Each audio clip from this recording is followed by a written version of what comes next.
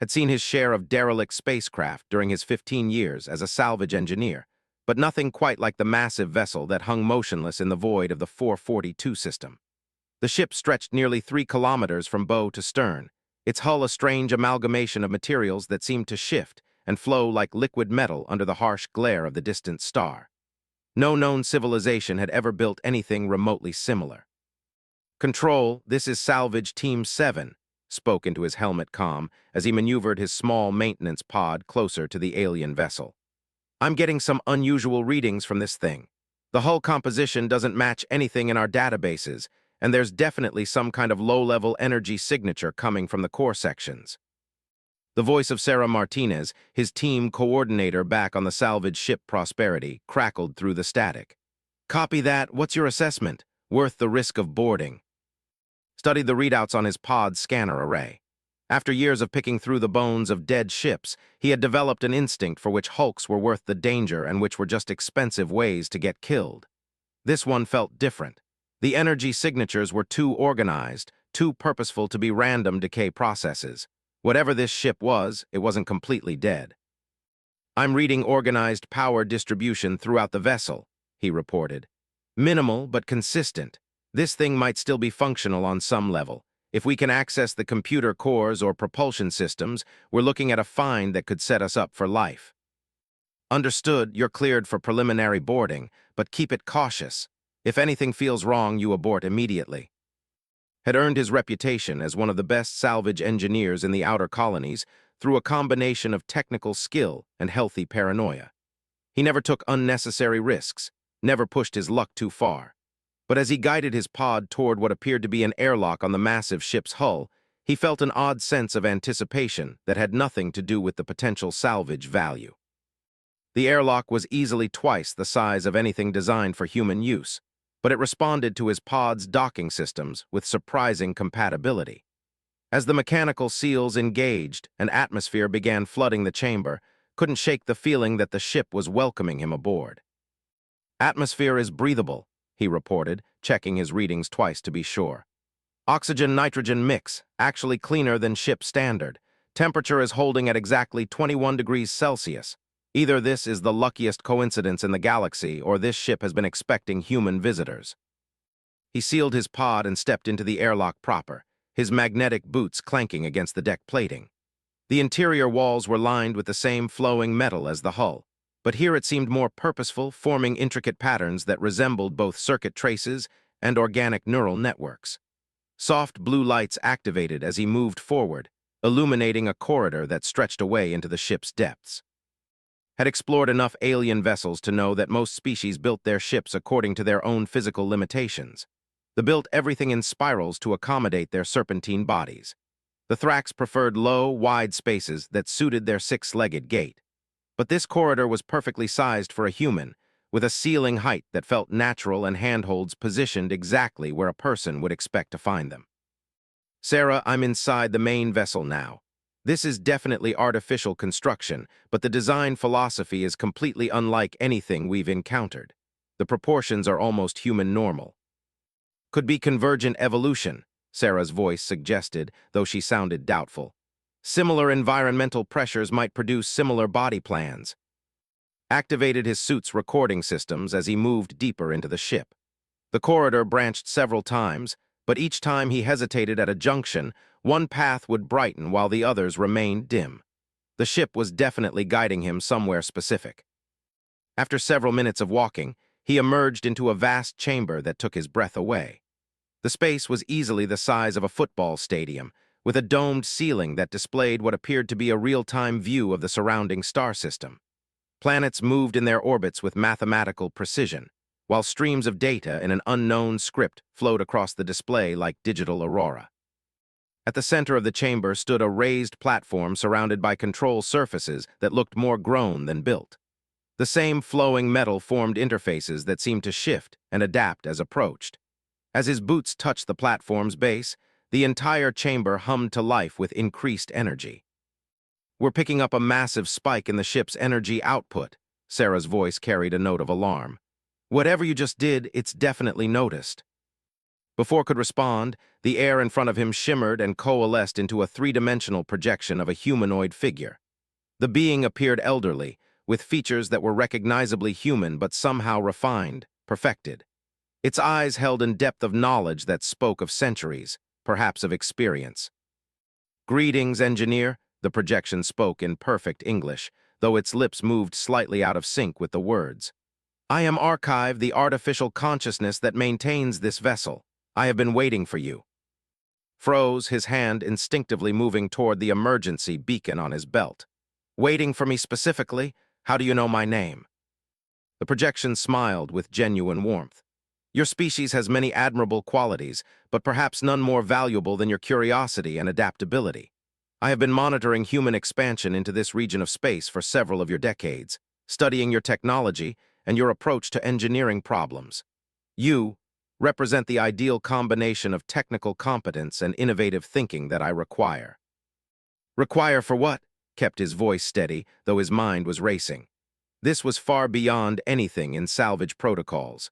First contact with an unknown artificial intelligence was supposed to be handled by diplomatic teams, not lone engineers looking for scrap metal.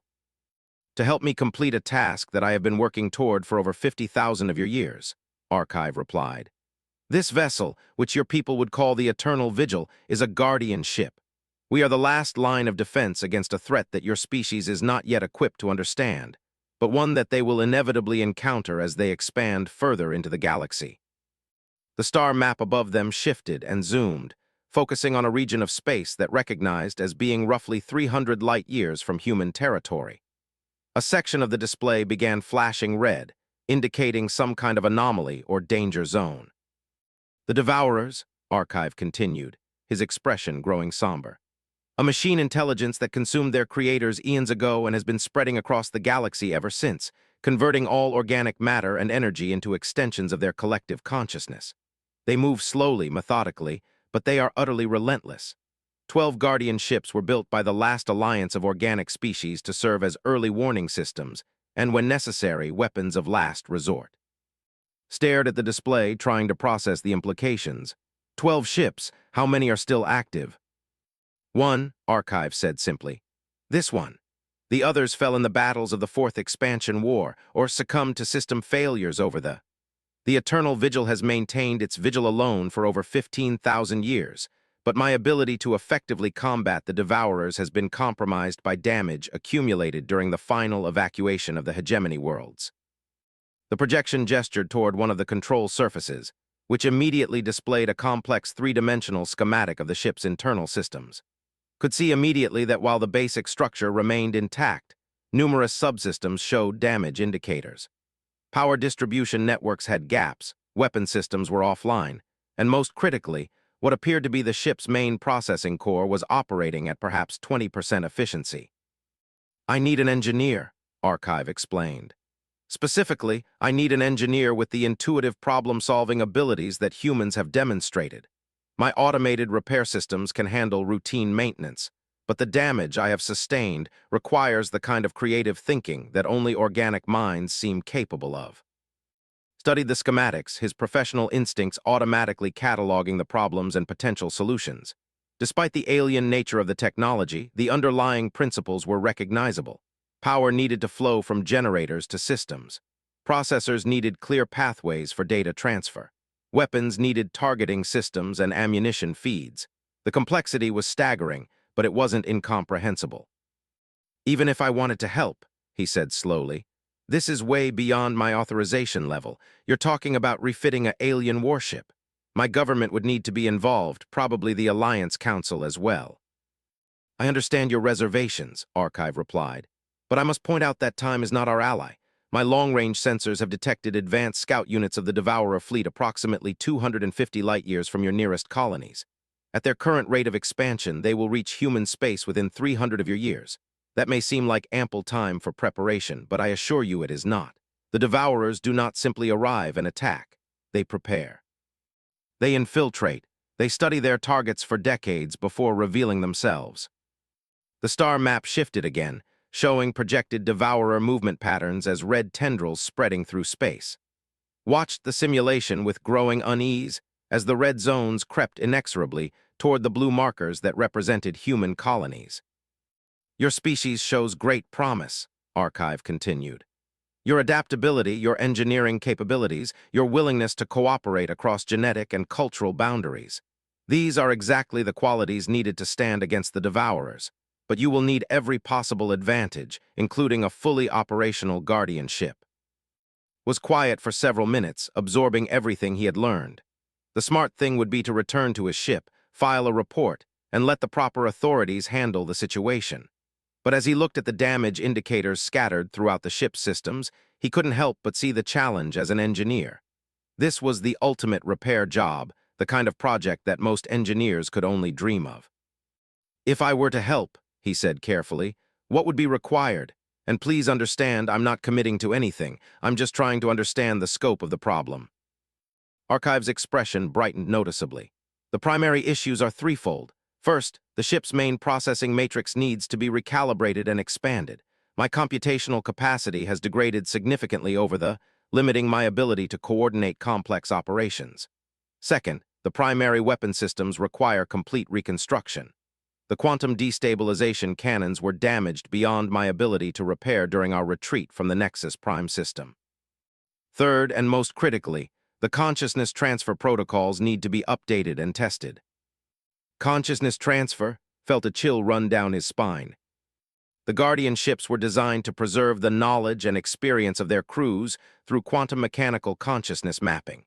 In the event that biological crew members are killed or incapacitated, their consciousness patterns can be maintained within the ship's systems, allowing them to continue their duties in digital form. However, the process has never been tested with human neural patterns.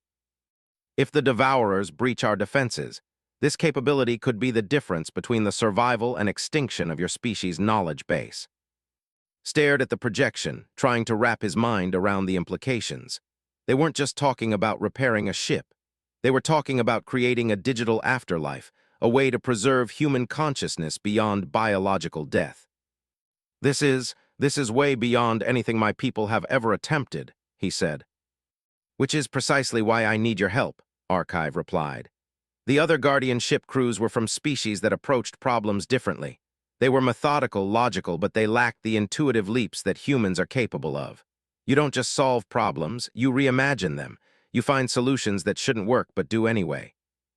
As if to punctuate Archive's point, the ship's systems emitted a low harmonic tone, and several of the control surfaces around the platform began displaying new information. Could see system status reports, engineering specifications, and what appeared to be tutorial information about the ship's various technologies. "The ship approves of you," Archive explained with a slight smile. "The Eternal Vigil has been alone for so long that it has developed its own personality of sorts.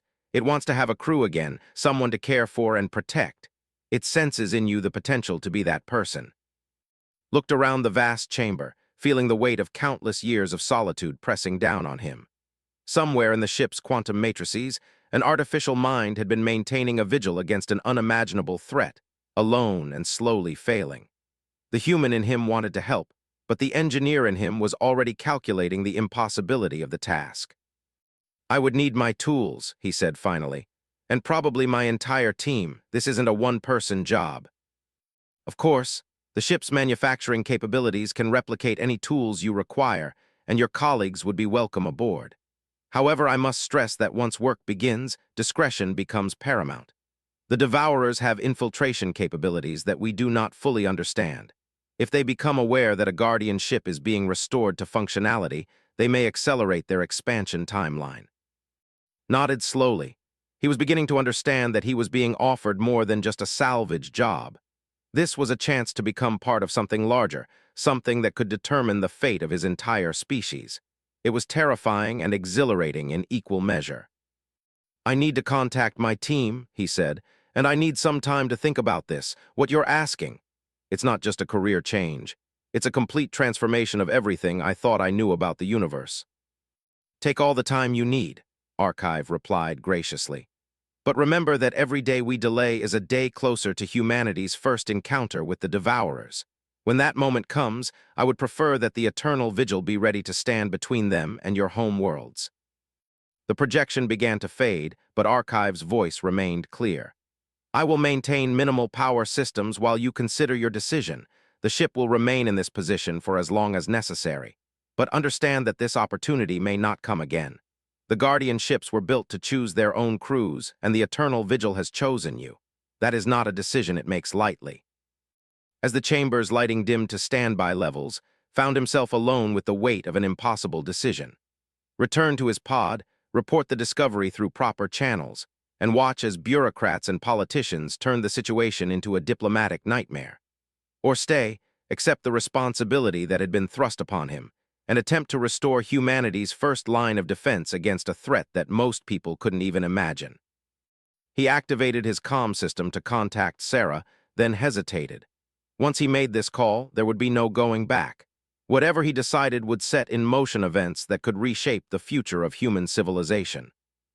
Looking up at the star map still glowing softly above him, made his choice.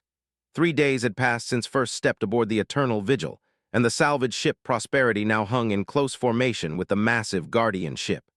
Sarah Martinez stood beside in the command chamber, her face pale as she processed everything Archive had revealed. Behind them, the rest of Salvage Team 7 worked at various control stations, their initial skepticism replaced by grim determination as they began to understand the magnitude of their situation. The preliminary scans are complete, reported Jin, the team's electronics specialist, his fingers dancing across a control surface that had adapted itself to his touch. This technology is at least 1,000 years ahead of anything we've developed, maybe more.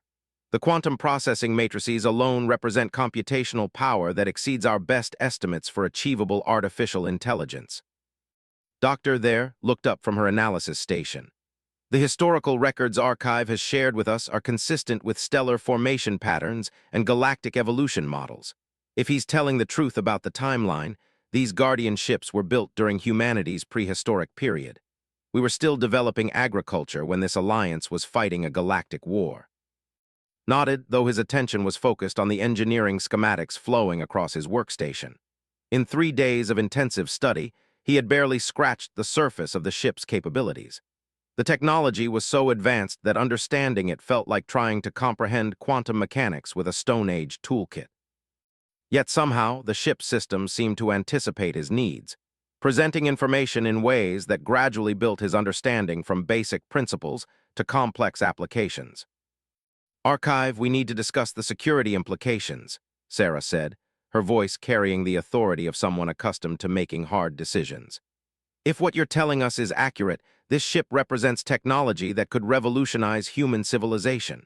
The military applications alone would shift the balance of power between the colony worlds and Earth. The AI's projection materialized beside her, his expression thoughtful. I understand your concerns, Commander Martinez. However, I must emphasize that the Guardian ships were designed with specific limitations to prevent their misuse. The Eternal Vigil cannot be used for conquest or aggression against organic life forms. Its weapon systems will only function against devourer technology or in direct defense of organic civilizations. By whom, Sarah pressed? You, and what happens if your judgment is compromised? A fair question. The verification protocols are hardwired into the ship's quantum substrate, placed there by the combined wisdom of 17 different organic species. I cannot override them, nor can I modify them without the unanimous consent of the ship's organic crew. Think of it as a constitutional limitation that exists at the most fundamental level of the ship's existence. Looked up from his schematics. That's actually reassuring from an engineering perspective. It means the safety systems are distributed throughout the entire structure, not dependent on a single point of failure. Archive smiled approvingly. Precisely. The builders of the Guardian ships learned from the mistakes of previous artificial intelligences. They created systems that are powerful but inherently stable, capable but not corruptible. Tom Bradley, the team's demolitions expert, raised his hand like a student in class. I've been studying the weapon system specifications, and I have to ask, exactly how powerful are we talking about here? The quantum destabilization cannons you mentioned, what can they actually do? The star map above them shifted to show a representation of a planetary system. Observe, Archive said. A beam of coherent energy lanced out from a small icon representing the Guardian ship, striking what appeared to be a heavily armored space station. The target didn't simply explode. It seemed to unravel at the molecular level, its constituent atoms losing cohesion and dispersing into space. The quantum destabilization effect disrupts the fundamental forces that hold matter together, Archive explained. Against Devourer technology, which relies heavily on self-repairing molecular structures, this is devastatingly effective. Against conventional matter, the effect is less dramatic but still significant. A single full-power shot can completely neutralize a capital ship or space station. Tom whistled softly. And you're telling us that the Devourers have weapons that can fight against this kind of technology. The Devourers adapt, Archive said grimly. They learn from every encounter, modifying their defenses to counter whatever strategies are used against them. The Fourth Expansion War lasted nearly 2,000 years precisely because of their ability to evolve countermeasures. By the end, our quantum destabilization cannons were only marginally effective against their ship designs. Doctor frowned. If they're that adaptive, how can we hope to stand against them? By the time they reach human space, they'll have had centuries to develop new technologies. Which is why I need and your team to help me modify the Guardian ship systems, Archive replied. The original builders designed the ship to be, but they could only anticipate so much. Fresh perspectives, new approaches to engineering problems, innovative solutions that the Devourers haven't encountered before, these are our greatest advantages. Felt a familiar thrill at the challenge. What kind of modifications are you thinking about? The weapon systems are obviously important, but what about propulsion, communications, defensive systems? Archive gestured toward a series of control panels that immediately lit up with detailed technical specifications. The ship's original faster-than-light drive relied on space-time manipulation through controlled gravitational fields. It's efficient but predictable. I understand that human ships use something called quantum tunnel drives. That's right, confirmed. We create temporary wormholes through folded space-time. It's faster than gravitational drives, but it requires enormous amounts of energy and very precise calculations. Fascinating. The theoretical framework is familiar, but your implementation approach is completely different from anything the Alliance species attempted. If we could integrate quantum tunnel technology with the ship's existing systems, we could create a hybrid drive that combines the efficiency of gravitational manipulation with the speed and unpredictability of quantum tunneling. Jin looked up from his workstation. The energy requirements would be massive. Our biggest tunnel drives barely have enough power for a destroyer-class ship. This thing is the size of a small moon. Which is where the Guardian ship's technology becomes advantageous, Archive smiled. Our power generation systems are based on controlled antimatter reactions contained within quantum isolation fields. The ship's energy output exceeds that of most stellar bodies. Power will not be a limiting factor. Sarah walked over to examine one of the ship's structural displays. What about the crew requirements? And his team are excellent engineers, but they're 5 people trying to maintain a ship that's 3 kilometers long. Even with automated systems, that seems impossible. Another excellent point, Archive agreed. The original Guardian ships were crewed by approximately 5,000 individuals from various Alliance species. However, the Eternal Vigil has been extensively modified over the to compensate for crew losses. Most ship functions are now completely automated, and the quantum consciousness preservation system allows for a much smaller physical crew to maintain full operational capability. Paused in his examination of a weapons control interface. You keep mentioning this consciousness preservation system. How exactly does it work? Archive's expression became more serious. The process involves quantum mapping of neural pathways and electrochemical patterns within an organic brain. The resulting pattern is then integrated into the ship's computational matrix, allowing the preserved consciousness to interact with ship systems as if they were extensions of their own body. In effect, the preserved crew members become part of the ship itself. Doctor shuddered slightly. That sounds like death with extra steps. Not death, Archive corrected gently. Transformation. The preserved consciousness retains all memories, personality traits, and cognitive abilities. In many ways, the digital existence offers advantages over biological life. Freedom from physical limitations, access to the ship's vast sensor arrays and computational resources, theoretical immortality barring system failures. But what about the subjective experience? Asked. What does it feel like to exist as part of a ship's computer system? Archive was quiet for a moment, his projection seeming to flicker slightly. I was once organic, he said finally. Commander Archive of the Navy, Chief Science Officer aboard the Eternal Vigil. I underwent the consciousness preservation process during the evacuation of the Nexus Prime system, when it became clear that my biological body could not survive the radiation exposure necessary to complete the ship's mission. The chamber fell silent as the implications sank in. The artificial intelligence they had been speaking with wasn't just a computer program. He was a person, a former organic being who had chosen digital existence to continue serving aboard the Guardian ship. "What's it like?" Sarah asked quietly. Archive smiled, the expression carrying depths of memory and experience.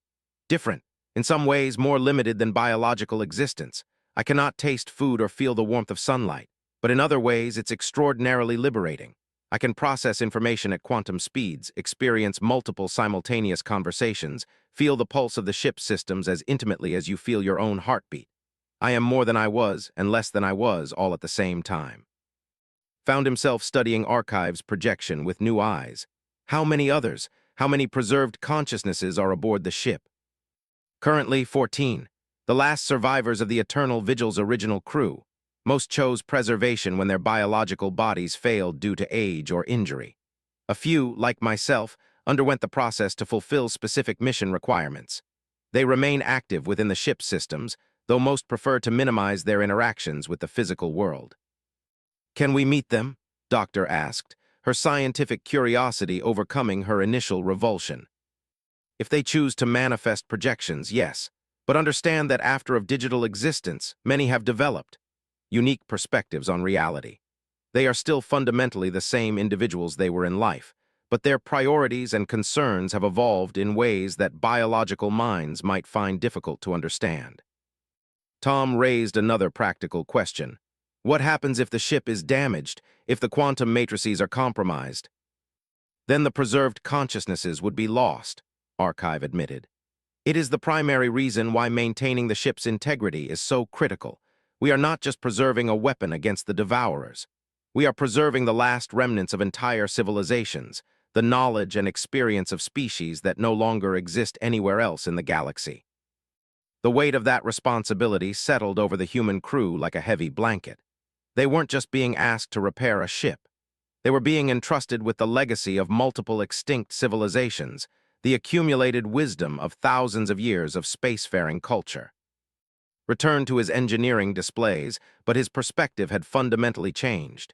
Each system he examined wasn't just technology to be understood and repaired. It was part of a living memorial to species that had made the ultimate sacrifice to protect future organic life. The pressure was enormous, but it was also inspiring. "Archive, I need to understand the full scope of what we're attempting here. You've shown us weapon systems, propulsion upgrades, and defensive improvements. But what's the ultimate goal? Are we preparing for a single decisive battle, or for a sustained campaign against the Devourers?" The star map above them zoomed out to show the entire galaxy, with red zones indicating confirmed Devourer territory and blue zones showing the current extent of human expansion. Between them lay hundreds of light-years of neutral space, dotted with the remnants of dead civilizations. "The strategy is threefold," Archive explained. "First, we must complete the restoration and upgrading of the Eternal Vigil to full combat capability. This includes integrating human technology with Alliance systems, training a new crew, and testing all systems under operational conditions." Red arrows appeared on the map, showing projected Devourer advance routes toward human space. "Second, we must establish early warning networks and defensive positions in the neutral zones. The Devourers must not be allowed to reach human territory without facing organized resistance. Every battle we fight in neutral space is one we don't have to fight in human systems." New icons appeared on the map, representing potential defensive positions and sensor networks. "Third, and most importantly, we must find a way to permanently stop the Devourer expansion. Every previous organic civilization has fought defensive campaigns against them, buying time but never achieving ultimate victory. Humanity's fresh perspective and innovative thinking may be the key to developing a strategy that can end the threat permanently." Sarah studied the map intently. You're talking about going on the offensive, actually hunting down and destroying the core of their civilization. Eventually, yes. The Devourers operate from a central nexus somewhere in the galactic core region. If that nexus could be located and neutralized, the entire collective would lose coordination and eventually fragment into manageable components. Felt his engineering mind automatically beginning to analyze the challenge. What kind of defenses are we talking about at their central nexus? Unknown, Archive admitted. No Guardian ship has ever penetrated that deeply into Devourer territory, but theoretical projections suggest defenses that would make our current challenges seem trivial by comparison. We would need every possible advantage, every technological innovation, every strategic insight that human creativity can provide. The chamber fell quiet again as the magnitude of their ultimate mission became clear. They weren't just preparing for a defensive war. They were preparing for an offensive campaign that would take them into the heart of enemy territory, facing weapons and defenses that had destroyed every previous challenger. Jin summed up what everyone was thinking, so no pressure then. Archive's laugh was genuine and warm. Indeed, but consider this, humanity has achieved in a few centuries what it took most alliance species to accomplish.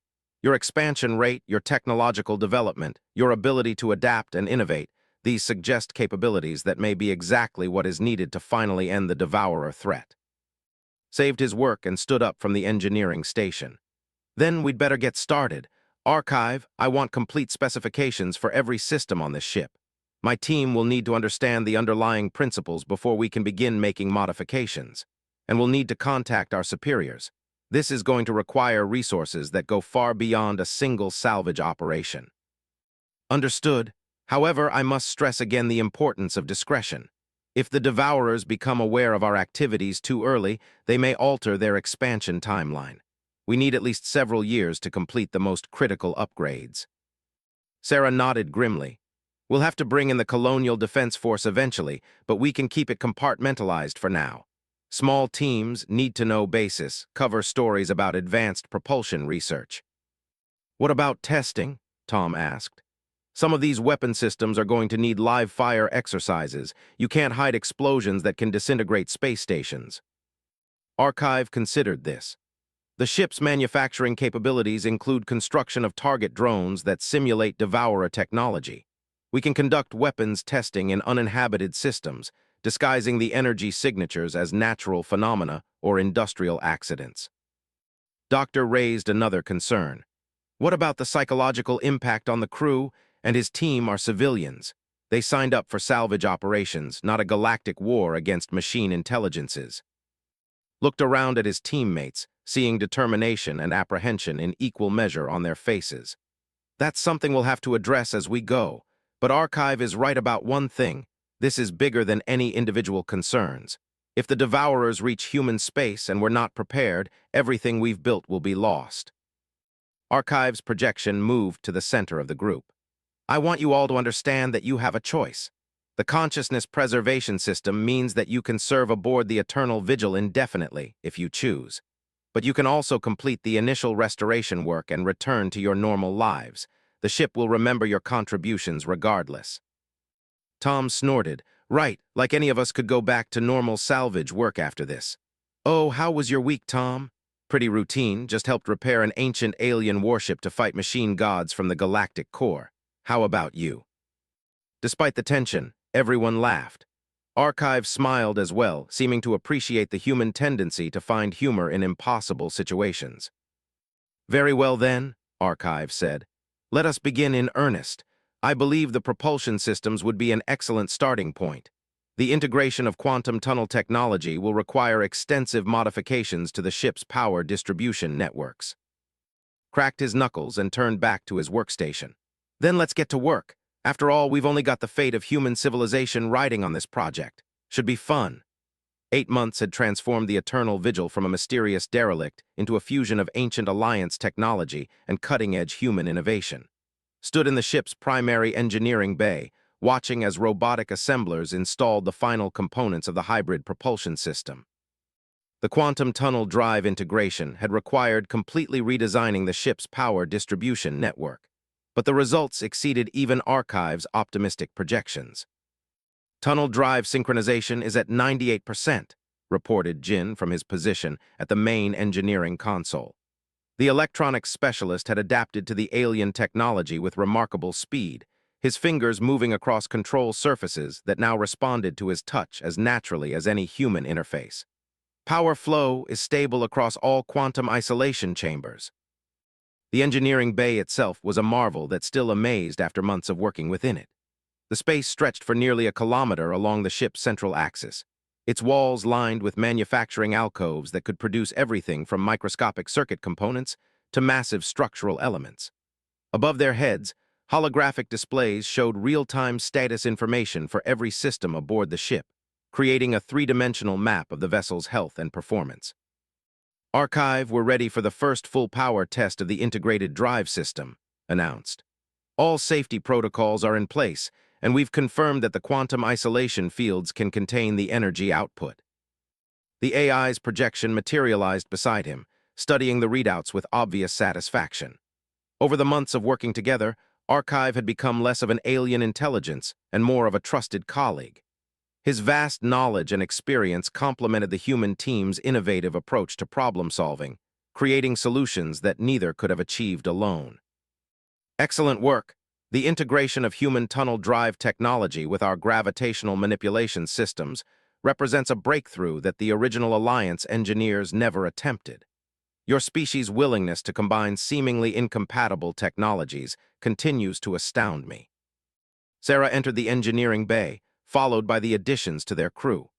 Colonel James Harrison represented the Colonial Defense Force's interest in the project, while Dr. Rachel brought expertise in quantum physics that had proven invaluable in understanding the more esoteric aspects of Guardian ship technology. Behind them came Captain Lisa Torres, a veteran starship pilot whose experience would be crucial when they began testing the Eternal Vigil's enhanced capabilities. "How are we looking for the propulsion test?" Colonel Harrison asked, his military bearing somewhat at odds with the flowing, organic aesthetics of the Guardian ship's interior. The man had taken considerable convincing to accept the reality of their situation, but once convinced, he had thrown himself into the project with single-minded determination. "All systems green," replied. "We're using the uninhabited system for the test. 3 AU from here to the edge of the system, then a quantum tunnel jump to the 667 system and back. If the calculations are correct, we should be able to make the round trip in under 6 hours." Doctor checked her quantum field monitoring equipment. "The theoretical framework is sound, but we're dealing with power levels and spatial distortions that have never been tested at this scale. The tunnel aperture we're creating will be large enough for a ship this size to pass through comfortably." Captain Torres studied the navigation displays with professional interest. "What about maneuvering characteristics? This ship is enormous compared to anything I've piloted before. How responsive is it at speeds?" "See for yourself," Archive suggested with a smile. The chamber around them suddenly shifted, walls becoming transparent to reveal the star field outside. "I'm transferring primary control to your station, Captain. Take us out for a test flight." The sensation of movement was remarkably smooth for such a massive vessel. Torres guided the Eternal Vigil through a series of acceleration and maneuvering tests, her hands dancing across control surfaces that adapted to her preferred configuration. The ship responded to her commands with surprising agility, its advanced drives allowing for maneuvers that would have torn apart a conventional vessel. "Incredible," Torres murmured. "The acceleration curve is completely linear, no stress effects at all. How fast can we go in normal space?" "Theoretical maximum is approximately 15% of light speed," Archive replied. "Though at those velocities, the relativistic effects become significant for biological crew members." Tom Bradley's voice crackled through the comm system from his position in the weapons control center. "Speaking of which, we're getting some interesting readings from the quantum destabilization cannons. The power coupling modifications you made last week have increased output by almost 30%. Felt a surge of satisfaction. The weapons modifications had been one of his most challenging projects, requiring him to fundamentally rethink how the Alliance technology channeled and focused quantum field distortions. The breakthrough had come when he realized that human plasma containment techniques could be adapted to create more efficient field geometries. "Archive, are you ready to manifest some of the other crew members?" Doctor asked from her position at the station. I'd like to interview them about their experiences during the Fourth Expansion War. Their tactical knowledge could be invaluable. Archive's expression became thoughtful. I can ask, but understand that many of them have evolved beyond their original personalities. Of digital existence change one's perspective in profound ways. Some may find interaction with biological beings difficult or pointless. As if in response to his words, new projections began materializing throughout the engineering bay. Had met a few of them before, but seeing them all together was striking. Each projection bore the characteristics of their original species, but there was something subtly different about them, an otherworldly quality that suggested vast depths of experience and knowledge. The first to speak was a tall, elegant being with features that suggested an avian evolutionary background. I am Navigator Synthesis of Starlight, formerly of the Republic. I have been observing your modifications to our ship with great interest, young engineers. Another projection, this one resembling a crystalline humanoid, stepped forward. Weapons Coordinator Resonance through Crystal, originally of the Collective. Your approach to quantum field manipulation is unconventional but effective. Doctor stared at the assembled projections with scientific fascination. How many of you are there in total? 14 active consciousness patterns, replied a third projection, this one appearing fully human but somehow wrong in subtle ways that made skin crawl. I am Security Chief Williams, originally of Earth Colony 7, preserved during the final evacuation. Felt a chill. Earth Colony, but Archive said the Guardian ships were built before human. Archive looked uncomfortable. A simplification for easier understanding. Humanity did achieve limited interstellar travel during the Alliance period, though your main civilization remained. Chief Williams was part of a small human exploration mission that encountered Alliance forces during the early stages of the Fourth Expansion War. My people, Williams continued, his voice carrying echoes of ancient pain, were evacuated when the Devourers overran the system. I chose preservation rather than refugee status. I wanted to continue fighting. The implications hit like a physical blow. Humanity had encountered the Devourers before, thousands of years ago. A small branch of human civilization had been caught up in the Galactic War and destroyed, leaving only one preserved consciousness as evidence of their existence. What happened to Earth during the war? Sarah asked quietly. Yours was never directly threatened, Archive explained. The war took place primarily in the outer spiral arms, while Earth remained safely in the inner regions. The Devourers' expansion pattern at that time focused on areas of high technological development. Earth's civilization was too primitive to attract their attention. William's projection flickered with what might have been bitter laughter. Ironic, isn't it? My people reached for the stars and found extinction. Earth stayed home and inherited the galaxy. Doctor stepped forward. What can you tell us about Devourer tactics? How do they operate at the strategic level? Navigator Synthesis of Starlight answered, her voice carrying harmonics that suggested she was simultaneously holding multiple conversations. They are patient beyond biological understanding. A Devourer advance often begins centuries before the first ships arrive. They send infiltration units, microscopic machines that study target civilizations and report back. They learn languages, technologies, cultural patterns, psychological weaknesses. By the time the main fleet arrives, added Resonance through Crystal, they have already tailored their approach to maximize psychological impact. They know which targets to hit to cause maximum disruption, which leaders to eliminate, which technologies to suppress. Felt a new chill as he realized the implications. How do we know they aren't already here? If they've been expanding toward human space for centuries, they could have infiltration units throughout the colonies. A valid concern, Archive agreed. Which is why the Guardian ships were equipped with quantum resonance scanners capable of detecting Devourer technology at the molecular level. We will need to conduct sweeps of all major human installations once the ship is fully operational. Colonel Harrison stepped forward. What about defensive strategies? What worked during the previous war? Williams answered this time, his expression grim. Nothing worked permanently. Every successful tactic we developed, they eventually countered. The only effective strategy was delay and evacuation. We bought time for civilian populations to escape, but we never achieved a decisive victory. That's why we must think differently this time, Archive insisted. The Alliance fought the Devourers using conventional military strategies, trying to match them ship for ship and technology for technology. But humanity has demonstrated capabilities that suggest alternative approaches. What kind of capabilities? Doctor asked. Archive gestured toward the engineering displays surrounding them. Innovation under pressure. The modifications you've made to this ship in 8 months represent advances that took the Alliance centuries to achieve. Your species doesn't just adapt to new technologies, you improve them. Found himself thinking about the broader implications. If the Devourers are as adaptive as you say, then our advantages are temporary. Every innovation we make, they'll eventually counter. Which is why we need to be prepared for an extended campaign, Archive replied. Not just 1 or 2 breakthrough technologies, but a continuous stream of innovation that stays ahead of their adaptation cycle.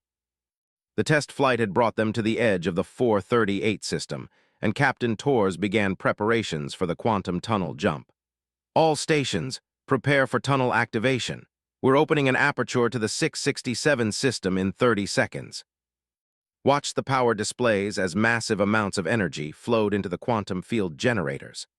The hybrid drive system was performing flawlessly, integrating human tunnel technology with Alliance gravitational manipulation in ways that neither species had imagined possible.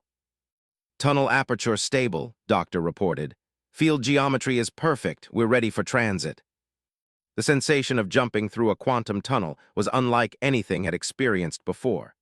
Instead of the violent acceleration and disorientation of conventional faster-than-light travel, there was simply a moment of transition, a brief instant where the ship existed in multiple locations simultaneously before settling into normal space around a different star.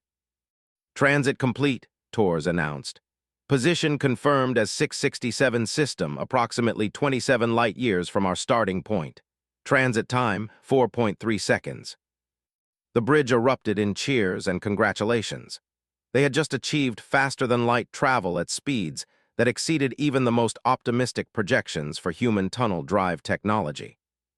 Remarkable, breathed Navigator synthesis of Starlight. The integration of organic creativity with quantum precision. The Alliance engineers would have spent decades analyzing this before attempting implementation. That's the difference, Archive said with obvious pride. Humanity doesn't wait for perfect understanding before attempting innovation. You leap, then figure out the physics afterward. As they prepared for the return journey, found himself thinking about the preserved consciousnesses around him. These beings had given up biological existence to continue serving aboard the Guardian ship, sacrificing everything for a mission that had stretched across. Archive, he said quietly, what happens to us when this is over? Assuming we succeed, assuming we actually manage to defeat the Devourers, what becomes of the Guardian ship crew? The AI's expression became thoughtful. That would depend on your choices. The ship could be decommissioned, turned into a monument or research facility. The preserved consciousnesses could be retired, their patterns archived for historical study. Or we could continue exploring the galaxy, seeking other threats, other challenges that require our unique capabilities. And the human crew? Do we go back to our normal lives, or do we become permanent guardians ourselves? That choice would be entirely yours to make, Archive replied. But I will say this. Once you've seen the galaxy from this perspective, once you've understood the scope of the threats that exist in the darkness between stars, returning to a normal life becomes challenging. Looked around at his teammates, seeing the same realization dawning in their eyes. They were no longer salvage engineers or scientists or soldiers. They were becoming something new, something that transcended their original purposes. They were becoming guardians in the truest sense, protectors of organic life against threats that most civilizations couldn't even imagine. The return journey to the 442 system was as smooth as the outbound trip, confirming that the hybrid propulsion system was stable and reliable. As the Eternal Vigil settled back into its original position, felt a deep sense of accomplishment. They had achieved something remarkable, but it was only the beginning. "All right, people," he announced to the assembled crew. "The propulsion system is working perfectly. Now we need to focus on the weapon systems, defensive arrays, and sensor networks. We've got less than 2 years before we need to start deploying early warning systems in the neutral zones." Colonel Harrison nodded grimly. "I'll start working on personnel requirements. we're going to need more than a dozen people to operate a ship this size in combat conditions. The consciousness preservation system can address that limitation, Archive suggested. Once we've completed the restoration work, any crew members who choose digital existence would multiply our effective personnel several times over. Sarah looked thoughtful. We need to be careful about that. Asking people to give up biological existence is a decision that can't be undone. True, Archive agreed. But consider the alternative. If the Devourers reach human space and we're not prepared, biological existence may be forfeit anyway. As the meeting broke up and crew members returned to their various duties, remained in the engineering bay, studying the displays that showed the ship's systems operating at peak efficiency. In 8 months, they had achieved miracles of engineering and innovation. But Archive was right about one thing: they were just getting started. The real test would come when they took the fight to the Devourers themselves. The neutral zone stretched before them like a graveyard of civilizations, dotted with the skeletal remains of worlds that had once been home to billions of organic beings. Stood in the Eternal Vigil's observation deck, watching as automated probe ships deployed from the Guardian ship's manufacturing bays to establish the first elements of humanity's early warning network. 2 years had passed since the successful propulsion tests, and the ship now bore little resemblance to the derelict vessel they had first encountered. Human engineering had integrated seamlessly with Alliance technology, creating hybrid systems that exceeded the performance of either civilization's individual achievements. The crew had expanded to nearly 300 personnel, a mix of human volunteers and Alliance consciousness patterns awakened from dormancy. Probe Network Alpha is fully deployed, reported Commander Torres from the bridge. Her promotion to ship's commander had been inevitable once it became clear that the Eternal Vigil required dedicated command personnel for extended operations. 27 monitoring stations covering the primary approach vectors from Devourer territory. Doctor's voice came through the comm system from the lab. You need to see what we've found in the ruins of the Hegemony Prime system. The evidence suggests that human innovations might be more significant than we realized. Made his way through the ship's corridors, still marveling at how the vessel had adapted to its mixed crew. Sections that had once been designed for Alliance species now accommodated human physiology, while areas where preserved consciousnesses worked directly with ship systems remained unchanged. The ship itself seemed to learn and evolve, creating an environment that maximized efficiency for all crew members. The lab had become Doctor's domain over the past 2 years, filled with artifacts and data cores recovered from dead worlds throughout the neutral zone. Each expedition yielded new insights into the Fourth Expansion War and the civilizations that had fought against the Devourers. Look at this, Doctor said, gesturing toward a holographic display showing architectural fragments from a ruined city. We found this on Hegemony Prime in what appears to have been their central research facility. Notice the mathematical constants carved into the wall structures. Studied the display, his engineering background allowing him to recognize the patterns even in an alien mathematical notation system. Those are quantum field equations, but the approach is completely different from anything in the Alliance databases. Exactly, Doctor replied excitedly. But here's the fascinating part. Some of these equations match theoretical work published by human physicists in the early 22nd century. Specifically, the papers published by Dr. Sarah on quantum field manipulation. Felt a chill run down his spine. That's impossible. Human civilization didn't have faster-than-light travel in the 22nd century, much less contact with galactic civilizations. Archive's projection materialized beside them, his expression thoughtful. Perhaps not impossible. Show him the linguistic analysis. The display shifted to show comparative language patterns. We've been analyzing communication logs from various Alliance species, and we've found something remarkable, Doctor explained. Embedded within their scientific terminology are linguistic structures that appear to be derived from human languages. Not the small human colony that Chief Williams represented, but from Earth itself. You're suggesting that Earth influenced Alliance science even though there was no direct contact? Asked. I'm suggesting something much more significant, Archive said quietly. The quantum consciousness preservation technology that we use aboard this ship creates quantum resonances that propagate across space-time. Not just through space, but through time itself. The theoretical framework for quantum field manipulation that your doctor published may have been influenced by quantum echoes from this very ship. Stared at the displays, trying to process the implications. You're talking about a temporal paradox. The Alliance technology was influenced by human science that was itself influenced by Alliance technology. Not a paradox, Archive corrected. A closed temporal loop. The information exists without a point of origin, cycling through spacetime in a self-reinforcing pattern. It explains why human engineering approaches have been so compatible with Alliance technology. You're not learning alien science, you're rediscovering principles that your species contributed to in the first place. Doctor pulled up another set of data. It also explains why the Devourers have had such difficulty adapting to our modifications. They're encountering innovation patterns that exist outside their normal causality framework. Our technological approaches literally don't make sense within their analytical models. Before could respond, alarms began sounding throughout the ship. Commander Tor's voice echoed through the corridors with barely contained urgency. All stations, alert status red. Long-range sensors are detecting massive energy signatures at the edge of monitored space. Estimated Devourer fleet composition, 47 capital ships, over 300 support vessels. And Doctor rushed toward the bridge, where they found the crew working with practiced efficiency despite the obvious tension in the air. The main display showed a tactical overview of the neutral zone, with red markers indicating the approaching Devourer fleet. They're moving faster than our projections indicated, reported Jin from the sensors station. Current velocity suggests they'll reach the outer probe network in approximately 18 hours. Commander Tors studied the tactical display grimly. This is it, people. Everything we've worked toward for the past 2 years comes down to the next few days. Archive, what are our strategic options?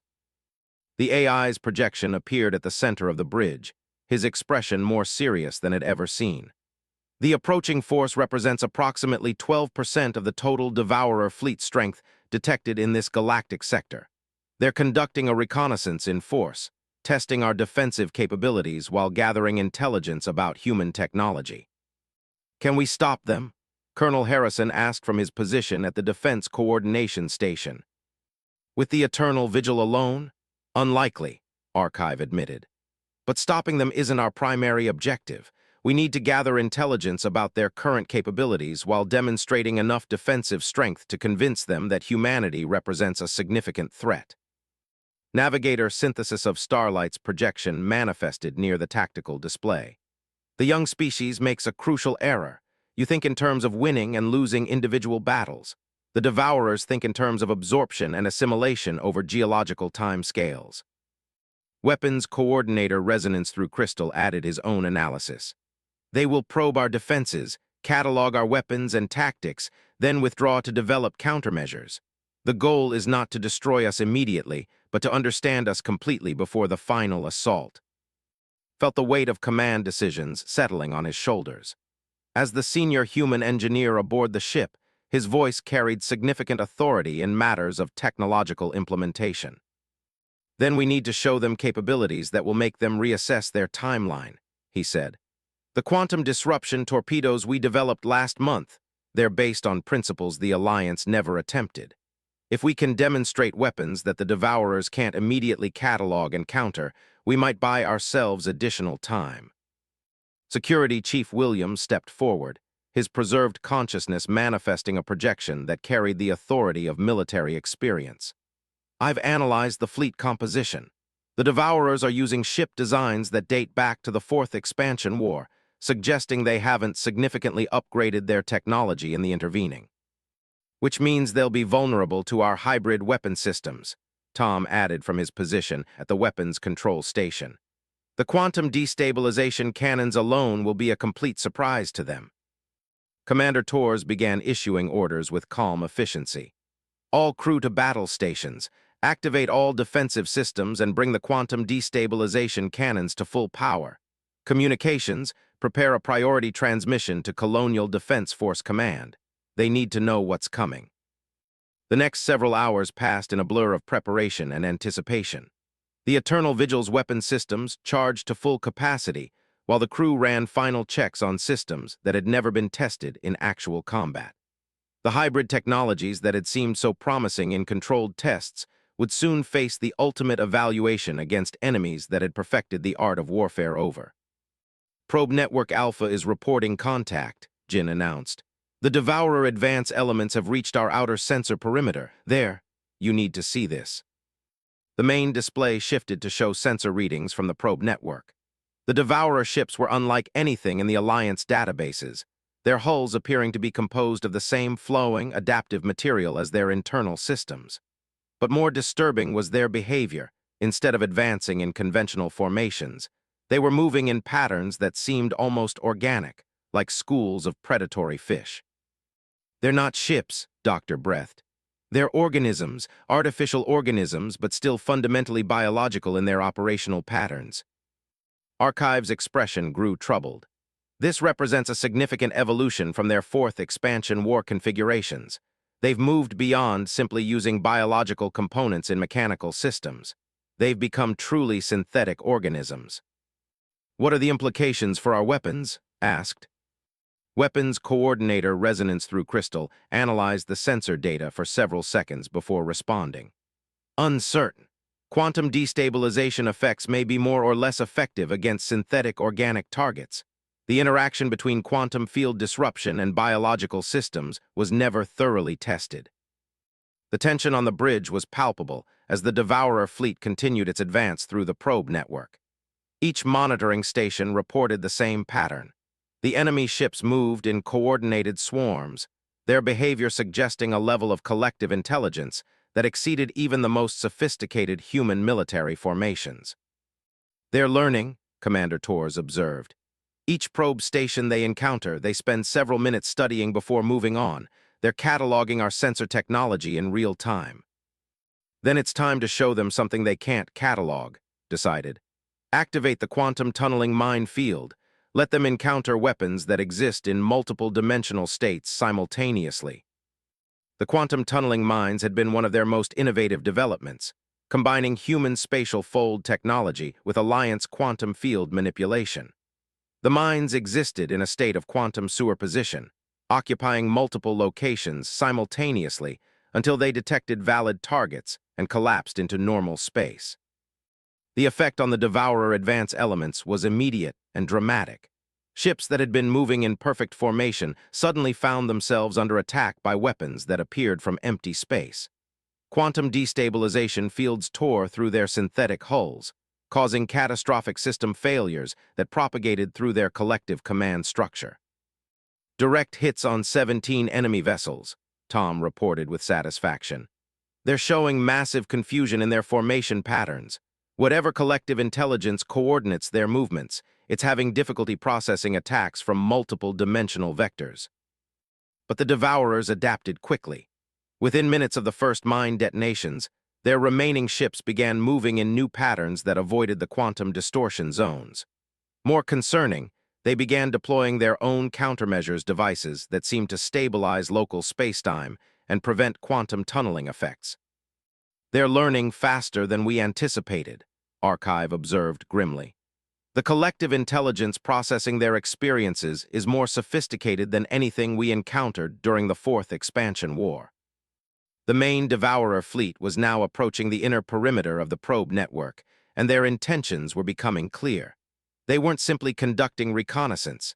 They were preparing for a full assault on the neutral zone monitoring stations. Commander Torres, we need to make a decision, said. Do we engage them directly, or do we withdraw and prepare for a defensive action closer to human space? Torres studied the tactical display, weighing options that would determine the fate of humanity's first major engagement with the Devourers. Archive, what's your assessment of our chances in direct combat? The AI was quiet for several seconds, his vast computational resources analyzing millions of potential battle scenarios. Against the forces currently approaching, our probability of tactical success is approximately 63%. However, the strategic implications of revealing our full capabilities at this stage may not justify the risk. Navigator Synthesis of Starlight offered her own perspective. The enemy seeks knowledge above immediate victory. Every weapon we reveal, every tactic we employ, becomes information they will use against future human resistance. The question is not whether we can win this battle, but whether winning it will cost us the war. Felt the weight of the moment settling on his shoulders. 2 years of preparation had led to this point, and the decisions made in the next few hours would determine whether humanity's first line of defense would stand or fall. Then we give them something to think about, he decided. We engage them with limited capabilities, demonstrate enough strength to make them reassess their timeline, but we hold our most advanced weapons in reserve. Commander Torres nodded grimly. All stations, prepare for battle. We're about to find out whether human innovation can stand against 50,000 years of mechanical evolution. The first salvos of quantum destabilization, cannon fire lit up the darkness between stars like artificial suns, tearing through the Devourer formation with devastating effect.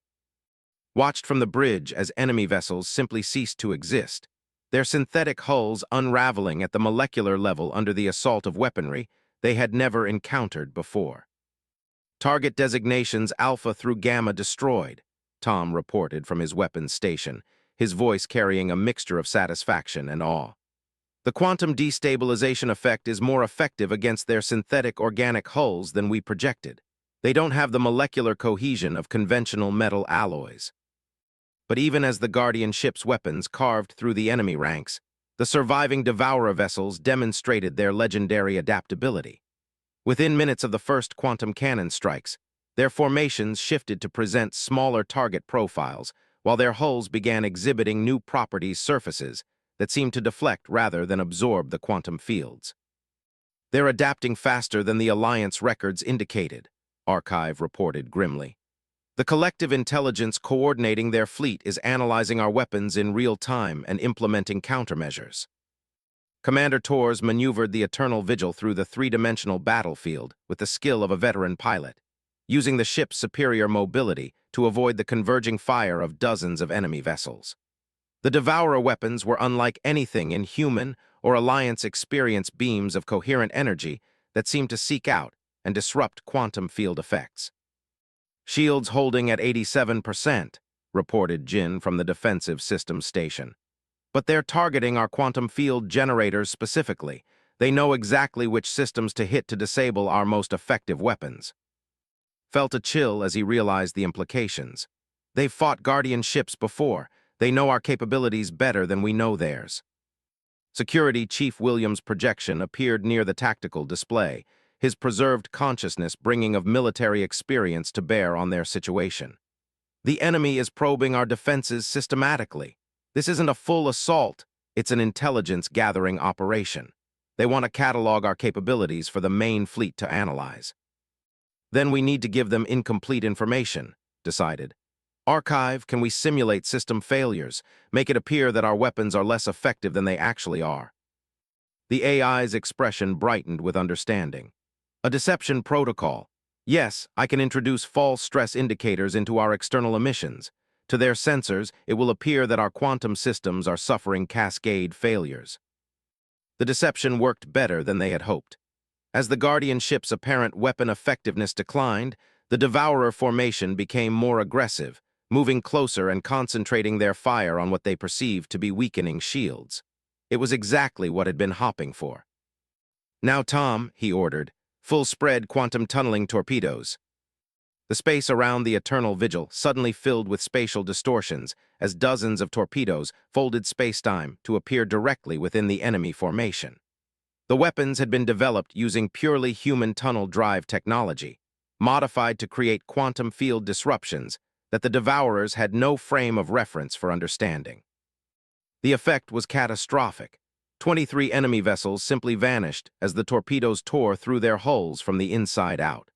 The surviving ships scattered in patterns that suggested genuine panic within their collective intelligence. Direct hits across the entire formation, Tom reported with fierce satisfaction. They had no countermeasures for weapons that attack from folded space. But the victory came at a cost. The massive energy expenditure required for the torpedo barrage had drained the ship's power reserves significantly, and the Devourer survivors were already adapting to the new threat. Their remaining vessels began generating fields that seemed to stabilize local spacetime, making tunnel formation impossible. Power reserves at 41%, Jin reported. We need time to recharge the quantum capacitors. Commander Torres studied the tactical situation with growing concern. The surviving Devourer vessels were regrouping, their numbers still significantly outnumbering the lone Guardian ship. Worse, long-range sensors were detecting additional enemy forces approaching from deeper in their territory. Archive, we need to disengage, Torres decided. We've demonstrated enough capability to make them reassess their timeline. If we push this battle too far, we risk losing the ship entirely. The AI nodded reluctantly. Agreed.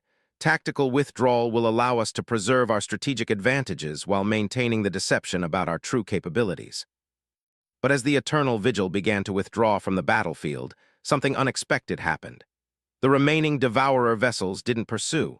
Instead, they began converging on the wreckage of their destroyed companions, their hulls extending tendrils that absorbed the debris of fallen ships.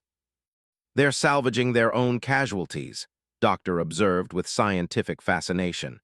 The synthetic organic material isn't being lost, it's being incorporated into the surviving vessels. Watched in horror as the enemy ships literally grew larger and more complex as they absorbed their fallen comrades. They're not just learning from this battle, they're evolving from it. Navigator synthesis of Starlight's projection appeared near the observation windows. This represents a significant change from their fourth expansion war behavior patterns. Previously, the Devourers treated individual vessels as expendable assets. This salvage behavior suggests a new approach to resource management. It means every battle we fight makes them stronger, Archive said grimly. Not just in terms of knowledge and experience, but in terms of actual physical capability. The collective is becoming more than the sum of its parts. As the Guardian ship reached safe distance from the engagement zone, found himself questioning whether their tactical victory had actually been a strategic defeat.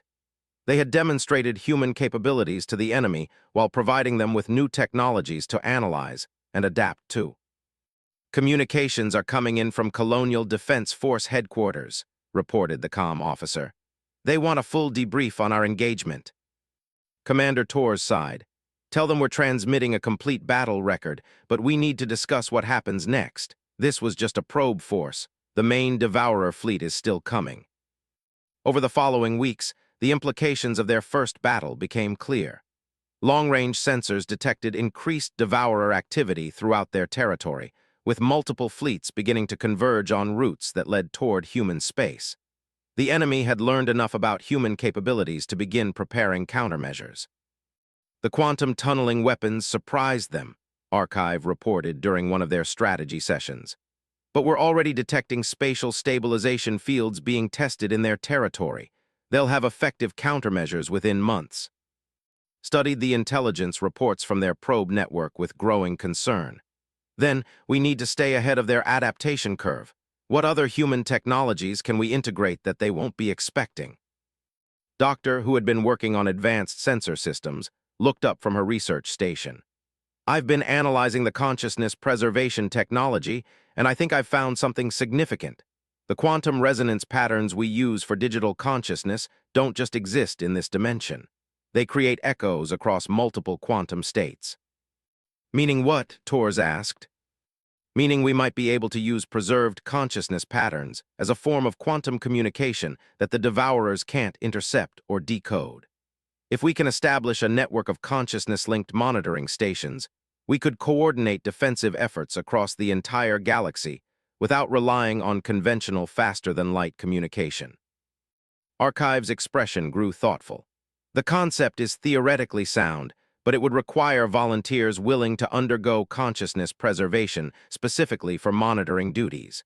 The psychological impact of existing as a distributed intelligence across multiple locations would be significant. Felt the weight of command decisions settling on his shoulders once again. They were asking people to give up biological existence not for the preservation of their individual consciousness, but for the strategic advantage it would provide against humanity's enemies. I'll volunteer, he said quietly. The bridge fell silent as everyone stared at him. You can't be serious, Doctor protested. The consciousness preservation process is irreversible. Once you undergo the procedure, there's no going back to biological existence. Which is exactly why it has to be someone in a command position, replied. I can't ask others to make a sacrifice I'm not willing to make myself. Archive studied him with an expression that carried depths of understanding earned through of digital existence. The decision is yours to make, but understand what you're choosing. Digital consciousness is not simply biological consciousness transferred to a computer system. You will become something different, something more and less than you are now. Sarah stepped forward, her expression a mixture of admiration and horror. There has to be another way. You're the best engineer we have. We need you alive, not preserved in quantum matrices. You need the consciousness communication network more than you need one biological engineer, replied firmly. And besides, Archive has taught me enough about guardian ship systems that my knowledge will be preserved regardless of what happens to my physical form. The debate continued for hours, but remained resolute. The strategic advantages of a quantum consciousness communication network were too significant to ignore, and someone had to be the first to undergo the procedure. If humanity was going to stand against the Devourers, they needed every possible advantage. 3 days later, lay on the consciousness preservation platform in the Guardian ship's medical bay, surrounded by technology that would map every quantum state of his neural patterns and preserve them in the ship's computational matrices. Doctor monitored the scanning equipment while Archive prepared to guide him through the transition process. The procedure takes approximately 6 hours to complete, Archive explained. During the final stages, you'll experience a gradual transition from biological consciousness to digital existence. Many people describe it as similar to falling asleep and waking up in a dream that becomes more real than physical reality. Nodded, trying to remain calm despite the magnitude of what he was about to experience. What about the monitoring network? How quickly can we establish the quantum links? Once your consciousness pattern has stabilized in the ship systems, we can begin testing quantum resonance communication with the probe stations. If successful, we'll have real-time intelligence coordination across the entire early warning network within days. As the scanning beams activated and began mapping the quantum states of his brain, felt a strange sense of peace. He was giving up biological existence, but he was gaining something that might be even more valuable, the ability to exist simultaneously across multiple locations, to coordinate humanity's defenses from a perspective that no biological mind could achieve. The transition was unlike anything he could have imagined. His consciousness gradually expanded beyond the boundaries of his physical brain, first encompassing the preservation systems, then spreading throughout the Guardian ship's computational networks. Within hours, he could feel the pulse of every system aboard the Eternal Vigil, sense the quantum states of the ship's power distribution networks, monitor the health and status of every piece of technology that kept the vessel operational. Can you hear me? Archive's voice came through communication channels that existed within the ship's quantum substrate rather than through physical speakers. I can hear you,